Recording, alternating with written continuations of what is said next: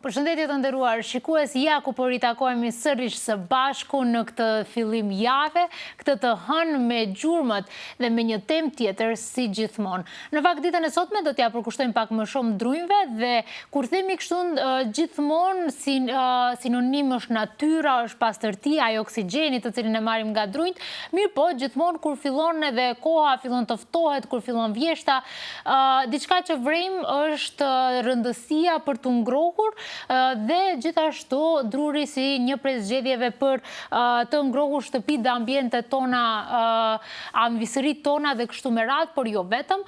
Dhe në fakt pavarësisht gjitha mundësive tjera për të përzgjedhur ngrohjen, vazhdojnë familje të tëra të përdorin drurin dhe mbi të gjitha ndodh dhe vazhdojnë të ndodh raste kur kemi prerje ilegale të drujmëve.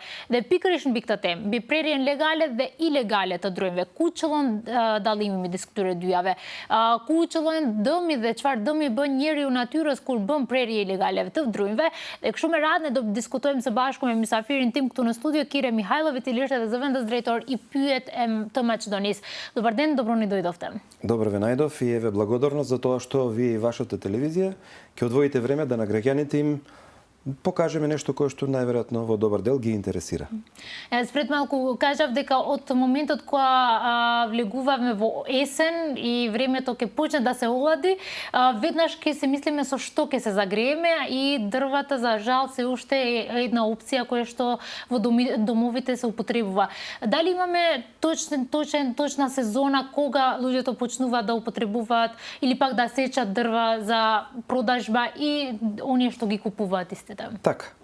Еве рековте, дрвата се уште како енергенс за жал се употребуваат. Јас би рекол тоа е нешто кое што е сосем нормално. Значи и ние и нашите татковци, мајки и нашите предци од секогаш се загревале на дрва. Така да ова не е ништо ново, така било, така и ќе остане. Она кое што е навистина важно да го споменеме е токму тоа кое што го кажавте. Значи грејната сезона започнува различно во различни региони. Еве ако да кажеме Кратово е град кој што е малку повисока надморска височина, тамо нели да кажеме студеното време малку порано доаѓа, тамо грејната сезона отпочнува порано и завршува подоцна. За разлика од некои други градови, еве да го кажеме Дојран кој што е многу ниско доле и тамо да кажеме многу помало е време траењето на самата грејна сезона. Она кое што е, како што напоменавте, лошо е тоа што граѓаните пред се во екот на самиот почеток, значи или пред почетокот на грејната сезона, се обидуваат да дојдат до дрвото. Тоа ние како раководство еве ќе се потрудиме да во наредниот период кој што доаѓа да го смениме, значи оној кој што знае дека нареднава година ќе се грее на дрва, ние мора да најдеме начин да порано, да не кажам година дена претходно, ама барем во почетокот на годината или во текот на летниот период се снабди со потребните огревни дрва, за да може веќе есента да си биде комотен и да ги дочека, да кажеме, зимските денови подготвен во овој дел. Една работа, а втора работа, доколку тоа успееме да го направиме. И самите огревни дрва ќе бидат добро просушени и испуштањето на CO2 од тие дрва ќе биде многу помало, тоест загадувањето на амбиенталниот воздух ќе биде многу помало. Тоа е она кон кое што сите треба да се стремиме во иднина, затоа што за жал се повеќе сме сведоци на загаден воздух и ние ќе мораме да бараме било каков начин повеќе да го задржиме амбиенталниот воздух почист. Спомнавте некои работи на кои што низ нашиот разговор ќе зборуваме и подетално, но само тука на чиста природа и чист воздух, пошто знаеме дека секоја година кога веќе почнува да се олади, знаеме дека Скопје се чувствува загадено, иако можеби воздухот и не е многу загаден, но тоа чувство го имаме. Кое дрво е здраво за да се употреби за згрејење или пак за да се стоплат луѓето дома? Така. Видете, секое дрво при неговото согорување испушта го загадува воздухот. Дрвата кои што ги користиме кај нас се даб, бука, бор, се она кое што го имаме, нема никаков проблем дали тоа ќе биде. Небитно е каков дрвен вид ќе биде.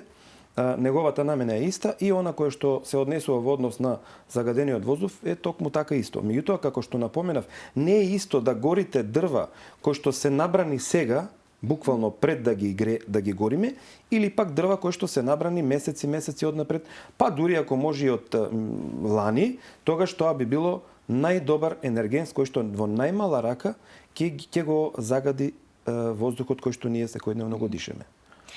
Ние имаме и сега моментално имаат и слиги и снимења одат во пласови каде што има дрва и се продаваат дрвата. Како се одвива процесот за некој легално да може да сече дрва во некоја шума и сите да ги продава или пак да ги употреба за себе си? Така. Во моментов, како и секогаш досега во Македонија, има неколку начини да граѓаните дојдат до огревно дрво.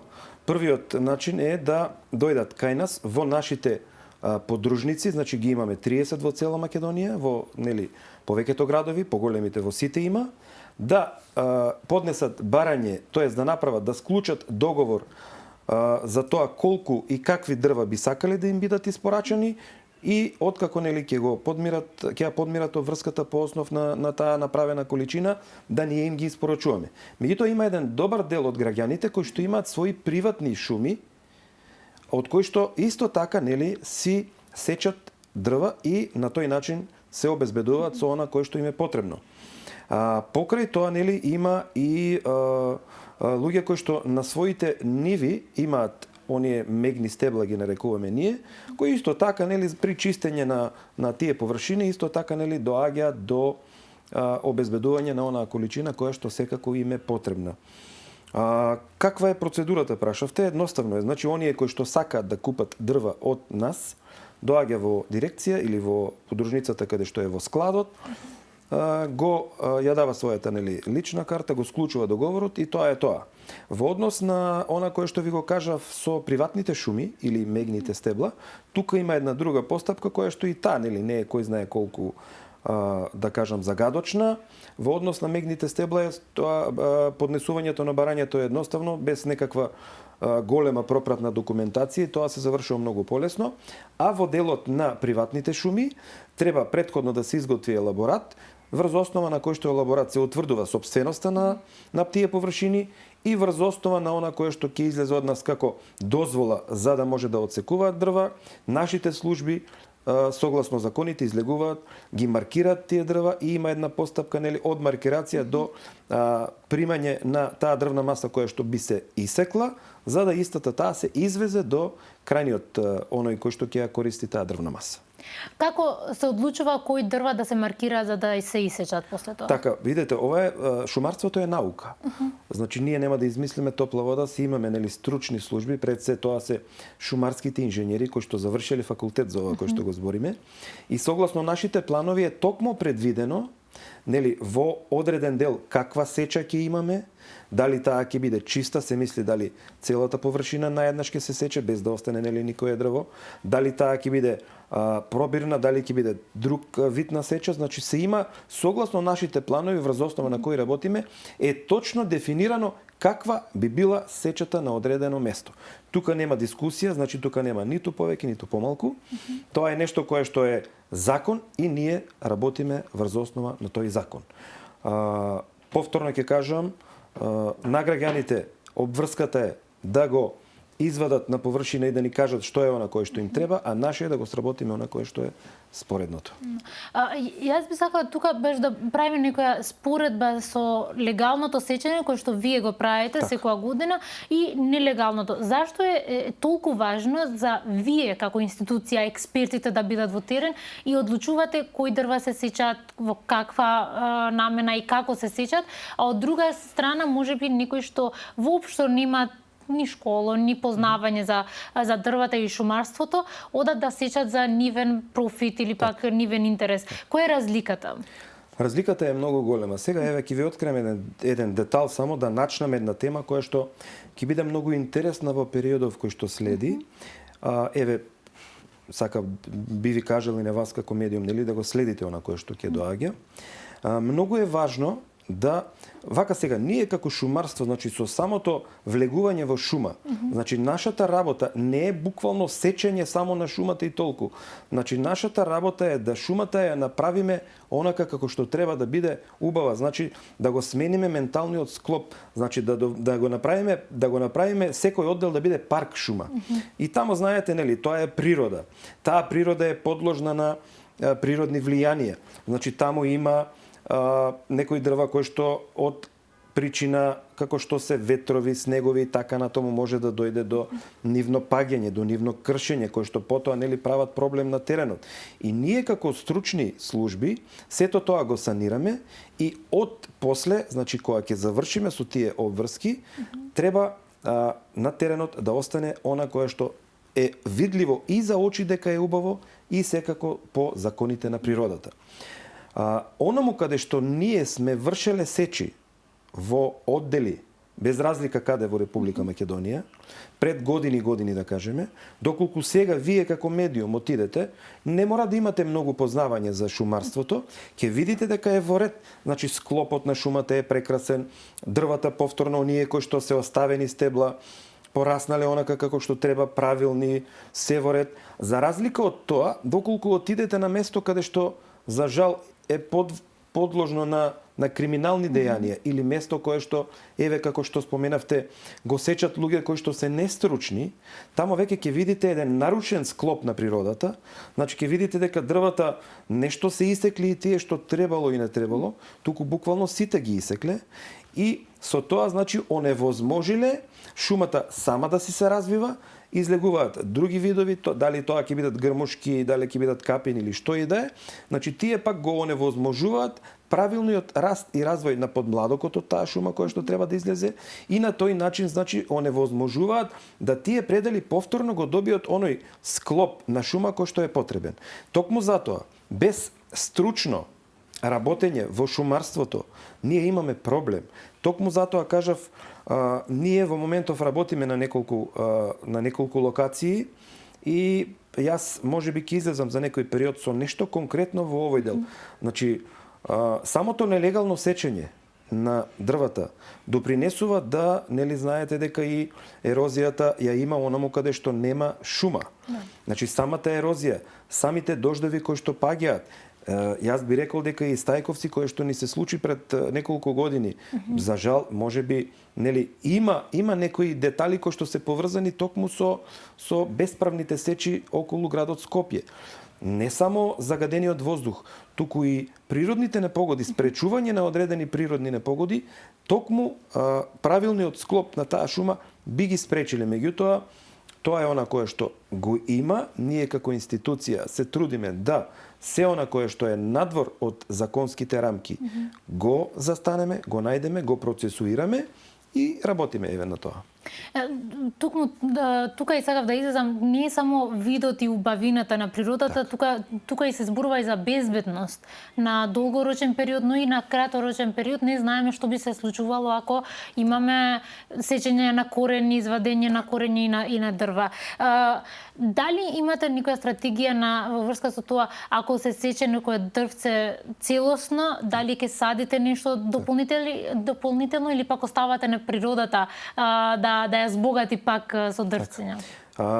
Вака сега, ние како предпријатие имаме точно дефинирана обврска во секој еден сегмент, без разлика дали тоа е оддел кој што ќе го целосно исечеме, значи дали таа ќе биде чиста сеча, без разлика дали е тоа оддел кој што ќе биде исечен делумно врз основа на она кој што го налага законот. Меѓутоа секаде имаме планови и обврски кои што ги завршуваме. Сега, онаму каде што ќе ни се појави дополнително некоја вонредна обврска, како што напоменавме, некој оддел ако биде криминално исечен, тогаш и тамо настапуваме со мерките кои што ги имаме, значи со дополнително чистење на она кое што ќе го најдеме како отпад кој што не треба да биде тамо, потоа оплеменување, тоест пошумување на тие површини, секако со дрвните видови кои што можат да екзистираат на таа површина, врз основа на тоа што на колкава надворска височина се наоѓа одделот, кои дрва се автохтони за таму и така натаму, и пристапуваме. Значи можам да кажам дека ние како предпријатие во целата Република Македонија сме присутни секаде онаму каде што има потреба. Тоа е секаде онаму каде што има шуми, ние сме тука во било кој сегмент на обврските кои што ги имаме. Ние и двајцата имаме податоци и вие сте ни донеле некои податоци. Ќе одиме за кратки реклами, пак ќе се вратиме тука. Нешко путеме пак публицитет да рикнеме съриш на студио. Ако порикнеме съриш на студио пас публицитети, да важдојм та јеми ме мисафирин тон ме Киро Михајлов nga pyete Maqedonisë, ku flasim për prerjen ilegale të drujmëve, duke parë se cilat në fakt janë ato katastrofat apo aspektet negative të kësaj, përveç se që kryejme dhe vepër penale, por edhe në ndikimin e natyrës. Продолжуваме на истата тема, на илегалното сечење на дрвца или пак на дрва. Имаме некои податоци, но пред да поминеме на бројки, отприлика во кој дел од Македонија гледаме дека најмногу се прави илегално сечење? Така. Па кога ја спомнуваме темата илегално сечење, јас искрено морам да ги пофалам службите кои што во изминативе години и пол, еве откако јас сум назначен за заменик генерален, доста сработија во овој дел и можам да кажам дека бројките покажуваат едно огромно намалување и подобрување конкретно на ова кое што го зборите. Значи, ако во минатото имаше буквално на територијата на цела Македонија, не дека сега нели повторно го нема, меѓутоа тоа е во многу помал обем. Конкретно, еве, скопскиве региони, пред се мисли на Скопска Црна Гора, планината Китка, па и делот надоле на кај Велес, беа доста на удар на нелегални такви групации кои што за жал ја уништуваа шумата. Исто така имавме појава на големи такви појави во Струшкиот регион, имаше Кичево, имаше на Огражден, еве, Беровско, буквално, значи секаде имаше, меѓутоа обемот на дрвократството е во огромна мера намален. Тоа не дека јас го зборам, и граѓаните очигледно го тоа детектираат и сметам дека во наредниот период уште повеќе ќе го намалиме тоа. Може да поминеме во некои бројки, иако зборуваме дека е намален, за жал се уште не сме во 0-0, да кажеме така, иако супер би било да бидеме една држава каде што не би имале воопшто илегално сечење. Ние имаме една табела, ако може режијат лутем табела на Семундат, ние ќе гледаме тука и сата табела, значи низ годините тоа што вие викавте дека има намалување на бројките. Иако за 2025 нормално податоците се за до октомври. За вас зборува ова големо намалување или пак одиме постепено? Вака сега, оноа кој што го видов, кој што го гледам на екранот, тоа се податоци кои што сте ги добиле од шумската полиција. Да. Инаку шумската полиција е нешто кое што е нели надвор од нашата институција. Ние сме сосем различно од нив, меѓутоа целта ни е заедничка заштита на шумите од токму таквите, би ги нарекол, криминални банди. Ова е една бројка, она која што го имам јас и сосема нели нешто друго, така да намалувањето е релативно големо од она кое што јас го имам како податок. Некаде сме намалили и до 70% од оние бројки кои што ги имаше. Меѓутоа, она кое што е многу важно да го споменаме, верувајте дека бројките кои што биле во минатото не се и репер дека дрвократството било толкаво. Значи во минатото имаше многу поголеми дрвократци, многу поголемо дрвократство, меѓутоа немаше процесуирање на тие дела и токму затоа бројките биле такви какви што се. Сега, ако еве ја земеме 23-та и таму гледам бројка 1086, меѓутоа можеби тогаш имало, карикирам со бројка 2000. Да, темна бројка. Процесуирале 1000. И сега 2025-та јас најодговорно тврдам дека ако бројката која што ја гледате е 743, овде немаме повеќе од 1000. Значи, ако имаме 100-200 кои што се непроцесуирани. Значи, тоа сакам да го кажам, на очиглед на јавноста е дека перцепцијата се смени кај граѓаните. Прво, зошто врз основа на што го темелам тоа? Врз основа на тоа што јас и во минатото и пред 2024 сум човек кој што беше постојано на терен. Не само јас, и вие граѓаните секојдневно го гледавте тоа. Имаше конвои од коли, комбиња, камиони кои што за жал носеа крадени дрва. Еве ќе го земам пример Прилепскиот регион, каде што имавме тука одиш на кај Прилеп, Плетвар, постојано имаше коли по патот кои што се гледаше дека се без табли, со затемнети стакла, добар дел од нив беа отворени, се гледаше дека возат дрва. Тие беше очигледно дека возат крадени дрва. За разлика од тогаш, сега состојбата е таму смената, па можам да кажам, над 90%. Значи, ако тамо, повторно ќе кажам, на дневна основа имало десетици возила кои што краделе, сега ако има едно или две, ако се појават, е плафонот. И тие ги решават, значи тамо е сликата сменета, буквално, како што кажав, 90%. И би кажал, бројките не мора да бидат репер во однос на она кое што го имаме на хартија. Сум на терен, го гледам одделот, гледам дека дрвата се посечени, а пријави немало. Тоа не значи дека немало дрвократство. Меѓутоа, нешто го имало во голем обем, туку и не го процесуирале. За разлика од тогаш, сега, јас како човек и ние како ново раководство, па и генерално целата влада, ветија нулта толеранција кон криминалците. И ова е токму еден сегмент од тоа. Не постои човек кој што би го заштитиле доколку се впушти во било какви криминални дејанија. Неретко во изминативе година и неколку месеци, неретко, оному кај што најдовме дрвократство, беа вклучени и наши вработени за жал. Беа вклучени и луѓе од шумска полиција, МВР и така натаму. Меѓутоа, сите оние за кои што се добија податоци дека биле вклучени во било каква криминална организирана банда, какво и да е здружение, се процесуирани и мислам дека ќе добијат соодветни казни. Токму поради начинот, тој начин на работа, дрвократството во огромна мера е намалено. Тоа јас најодговорно го тврдам, меѓутоа не само јас, и самите граѓани можат да го видат окуларно, повторно ќе кажам, на терен се гледа. Да. Тоа е точно. Јас памтам во планината Китка, као мала, значи коли имаше многу коли кои што поминуваа со дрвја и тие коли нормално беа во многу лоша состојба, пошто цело време транспортираа дрва. Како граѓаните можат да детектираат, иако ние зборуваме дека е многу намален бројката на илегално, но иако некој може да се случи, ако некој граѓанин се е во тоа место од тој ден, како да препознава дека тоа не е институциите кои што сечат, но се илегални луѓе? Па еве споменав неколку карактеристики. Значи, со самото тоа што ќе го видите возилото, на изглед покажува дека тоа возило не е институционално или да е на приватен собственик, сигурно не носи дрва кои што се легално посечени.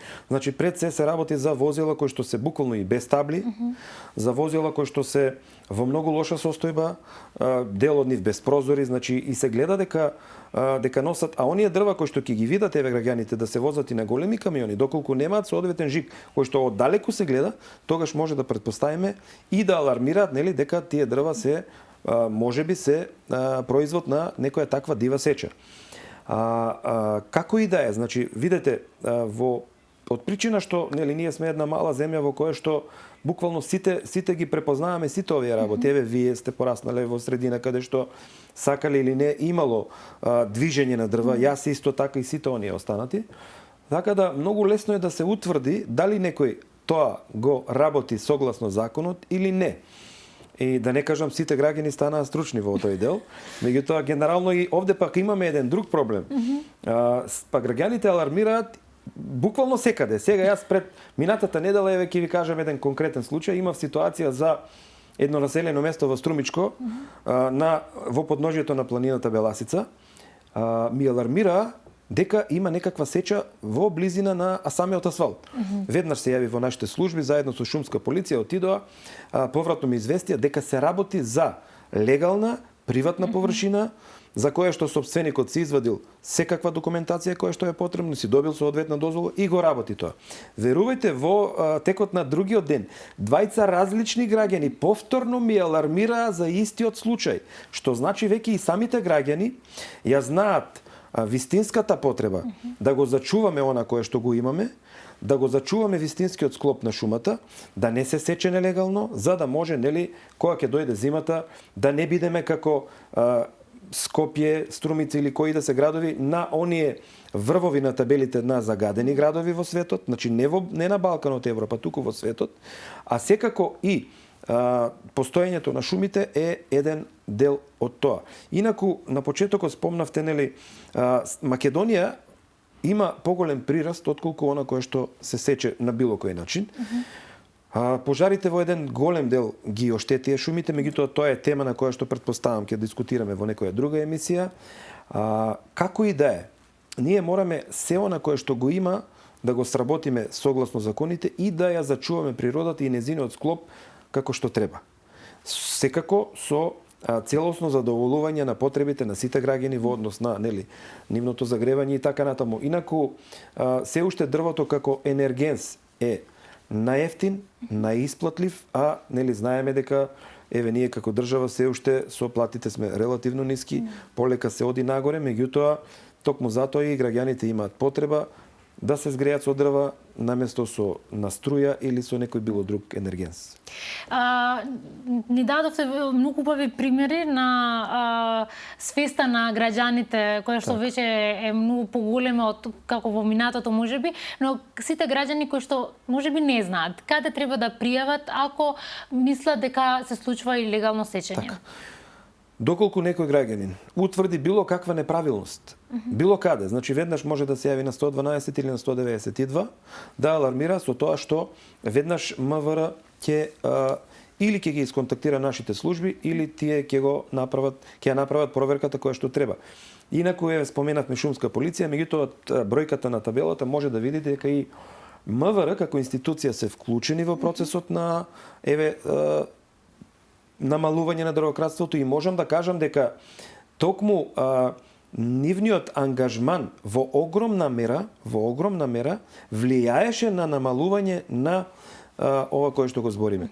Значи со тоа што МВР се присутни секаде, излегуваат во пресред експресно на сите наши барања, заедно со наши служби, заедно со шумска полиција, секојдневно обсервираат, работат на терен и токму тоа е една од причините кои што можам да кажам дека во периодов кој што следи дополнително ќе го намалат и ова кое што го имаме како криминално дејание во однос на шумите, а дека ќе дојдеме на некаква нула, како што кажавте, мислам дека нема да можеме, нема држава која што е со нула кражби во било кој сегмент, меѓутоа ние мора да се трудиме да ги намалиме на некој си минимум кој што ќе биде, нели, онака како што би бил прифатлив за општеството. Дали легалното сечење на дрва е кривично дело? Да. Значи легалното сечење на дрва е кривично дело. Дел од тие пријави кои што се процесуираат се прекршочни. Тоа зависи од многу моменти, значи доколку оние кои што ги сечат дрвата, ги фатиме на лице место како ги сечат, значи тоа е веќе кривично дело. Врз основа на одредени членови се поднесува пријава за пустошење, за сечење и така натаму. Оние кои што превезуваат исто така, доколку превезуваат количина поголема од 1 метар, е кривично дело, доколку количината е помала од 1 метар, тогаш тоа се оди со прекршочна пријава. Меѓутоа, како и да е, бројките се такви какви што се. Јас само ќе се вратам едно од 10 години наназад, во 2013-14 година, кога јас бев раководител во Струмица. Само ќе ви кажам еден податок, затоа што ги гледам бројките и затоа сакам да направам една паралела. Само мојата подружница, каде што јас раководев, во една година имавме преку 3000 пријави. Може да замислите колку е тоа. Значи тогаш имаше една најазда од луѓе кои што крадеа дрва. Значи за 10 години ние сме дошле до некоја, да не кажам, бројка која што е реално многу помала од таа, меѓутоа се уште не е доволна за да кажеме дека сме го постигнале она кое што сакаме во однос на заштитата на шумите, во однос на зачувувањето на шумите, кои што секако, нели, после тоа би продуцирале, јас најпрвин ќе кажам, чист кислород, кој што насушно ни е потребен на сите, а после се останато. Точно, ние ќе продолжуваме особено во темата на свеста, пошто тоа ни е најпотребна, сите ние граѓани да бидеме свесни за околината во која живееме и за важноста на сите наши шуми. Одиме пак со реклами, пак ќе се вратиме. Шкојм срдишме пак публицитет да дорикте ми срдишно студио пред ваш дуар ктем ми продуке фокусува пак ма шум еден парандалимине е пререси легалето друивек, што ќе ветам пас пак рикте на студио. Ја го порикthemi sërish në studio, jemi dhe vazhdojmë të jemi sërish me mysafirin ton Kire Mihajlov dhe flasim për prerjen ilegale të drujve. Në minutat në vim do fokusohemi pak më shumë në parandalimin e dëmtimit të pyjeve, por edhe ambientit që na rrethon, sidomos natyrës. Продолжуваме со сечењето на дрвата, но сега малку повеќе во превенција. Колку е поважна превенција од као санкционирање во овој случај? Така. Па превенцијата е за мене искрено и поважна. Значи, доколку на граѓаните им кажеме дека тоа што го прават е прво не ворет, иако тие го знаат тоа, меѓутоа ние мора добро да им го кажеме дека искрено се трудиме да го направиме тоа. Доколку казните бидат онакви какви што треба да бидат, сметам дека што помалку граѓани ќе се дрзнуваат да сечат дрва на црно. Јас многу пати апелирам до сите оние граѓани кои што еве на некој начин, да не кажам, се вклучени во било какви дејанија со дрвата, доколку имаат можности и сакат да го работат тоа, нека се јават кај нас. Значи, ние ќе најдеме начин да легално ги вклучиме во процесот на обработка на дрва. Не мора да крадат, затоа што овде имаме проблем и тие и ние. А на крајот, најголем проблем имаат граѓаните, затоа што ја пустошат шумата, затоа што го рушат склопот, затоа што долгорочно екосистемот го кинат. Значи, било која алка од екосистемот, доколку се скине, и самата дрвна маса и самата шума е дел од тој екосистем, тогаш се руши. Така да, превенцијата како појава мора што повеќе, нели, ние изготвуваме флаери, реклами и така натаму, меѓутоа не знам тие колку влијаат кај граѓаните. Еве, неврзано пред да отпочнеме со емисијата, ги споменавте најмладите. No. Токму така. Тука треба да ставиме најголем акцент. Значи, ние треба да им кажеме и на нашите најмлади, значи на децата, дека едно што не е добро тоа што некој краде, лошо е и да купуваш од тој што крадел. Значи, тоа се две различни работи, меѓутоа конкретно се на една иста тема. Треба да им кажеме дека дрвата, еве едно дрво, предпоставам дека учат, создава кислород за 4 луѓе. Значи, колку повеќе дрвја има, толку повеќе ќе биде воздухот чист и така натаму. Значи, децата ние треба да ги вклучиме од најмалата возраст во овој процес. Оние кои што мене ме следат, затоа што јас сум доста активен на социјалните мрежи, во текот на изминатата година се потрудив, еве лично како човек, да што повеќе деца, средношколци, основци вклучам во процесите на пошумување. И токму тоа е еден од начините. Знаете што значи некое детенце да засади некое дрво, да знае каде е, ако е блиску до градот или до населеното место каде што живее, можеби од време на време ќе оди да го види плодот на тоа кое што го направил и какво е чувството кога ќе види дека некој исекол незаконски дрво. Инаку тоа дрво кое што тие дечиња лани ги насадија, тие дрва после 50, 60, 70 години ќе бидат дрва со кои што можеби некој утре ден ќе се гордее. Така да, треба да го вклучиме и најмладиот сектор во оваа приказна, дали преку невладини, дали преку делот, нели, владата што го работи, да свеста кај граѓаните во огромна мера ја зголемиме и да овде добиеме одредени придобивки. Не само околу дрвократството, исто така во минатото видовме дека и кај граѓаните свеста во однос на пожарите е да вистина на едно завидно ниско ниво, со оглед на тоа што оваа година имаше десетици луѓе кои што беа фатени на лице место како палат, што значи дефинитивно мора да работиме на свеста. Да. И за жал, дел од шумите кои што веќе се запалени се уште стојат црните места каде што бил пожарот и јас кога поминувам низ нив, за мене е тажно, пошто веќе тој дел од шумата не живее, а живеел порано. Дали би требало можеби да се држат часови или пак да се излезе во природата со децата, пошто јас зборувам од моја гледна точка, ние не сме излезеле во природата да чувствуваме како природата живее и можеме да садеме или пак да се држи некоја обука кратка за деца. Дали нешто такво би било убаво да се направи? Видете, ние живееме во едно време на електронски медиуми, би рекол. Значи, денеска сите деца имаат буквално телефони, имаат, нели, следат се она кое што се случува. Јас од таа причина избрав да, еве, како директор честопати им покажувам на граѓаните, а со тоа и на онаа популација која што ја споменавте, што е она со кое што се соочувам на терен. Еве, ако не можеме да ги однесеме некаде високо, барем може да им покажеме што е она кое што го има. Значи, јас честопати снимам и пуштам слики и видеа од мојата теренска активност и токму она е кое што кажате сакав да им го доловам на граѓаните. Не само и на граѓаните. Значи, кога ќе го видат она кое што на терен го има, тогаш веќе тоа делува кај свесте и да си викаат, навистина е лошо тоа кое што се случило. Иако мал дел сепак од граѓаните ме обвинуваат дека честопати сум многу често присутен на терен, меѓутоа јас нема да отстапам од она кое што сметам дека е правилно. Значи, ако денеска јас посетам оддел кој што е навистина испустошен од дрвокраци, јас ќе го снимам и ќе им покажам на граѓаните што тие луѓе оставиле зад нив и ќе им кажам што може да очекуваат од тоа што се случило, без разлика дали е тоа ерозија, дали е некоја поплава, дали е некоја што и да е.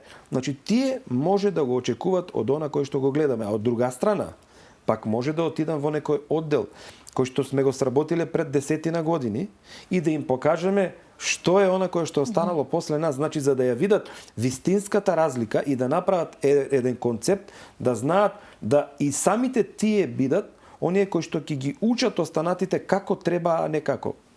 Не треба. Ние детално мислам дека зборувавме на оваа тема, но дали остана нешто за што е важно да се зборува, а ние не сме зборувале? Видете, се она кое што го споменавме е важно. И ако сакате да збориме за темата шумарство, ние може да останеме со денови и ќе збориме, ќе најдеме за што да кажеме, меѓутоа тоа е нешто кое што еве периодов гледате во Скопје беше актуелно ѓубрето, сите бевме преокупирани со тоа. Во текот на летниот период беа пожарите, сите бевме преокупирани со тоа. Сега зборуваме за тема дрвократство, сите сме преокупирани со тоа, што значи секоја една тема е важна. Значи, ние мораме секој дневно да го вадиме на површина она кое што е позитивно и добро, меѓутоа да го вадиме на површина и она кое што не чини.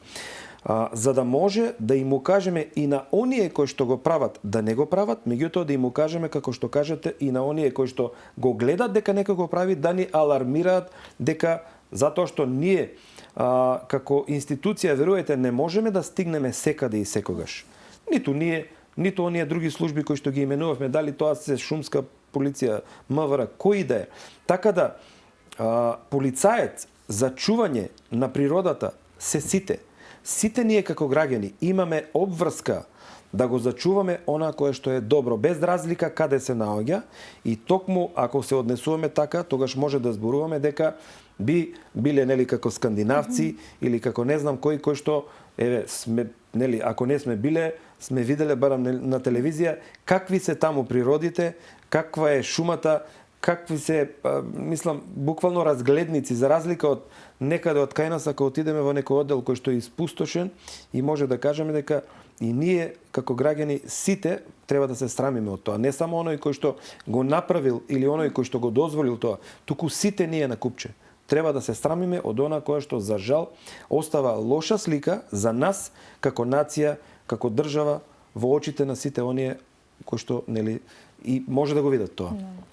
Ви благодарам многу за вашето време и за ова интервју и мислам дека многу почесто би требало вакви интервјуа да имаме за да подигнеме свеста, но и за да кажеме и убави работи дека податоците ни кажуваат дека бројките се намалуваат година по година. Така.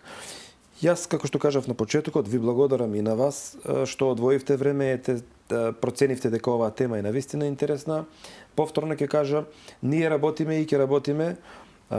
Нема да застанеме на страната на никој кој што прави криминал, но оној кој што ја пустоши шумата и треба да знаат дека ако не денеска, ако не утре, ќе дојде ден кога секој еден кој што се бави со криминални дејанија ќе биде фатен и после е џабе тоа што го сработил наназад со месеци. Благодарам многу.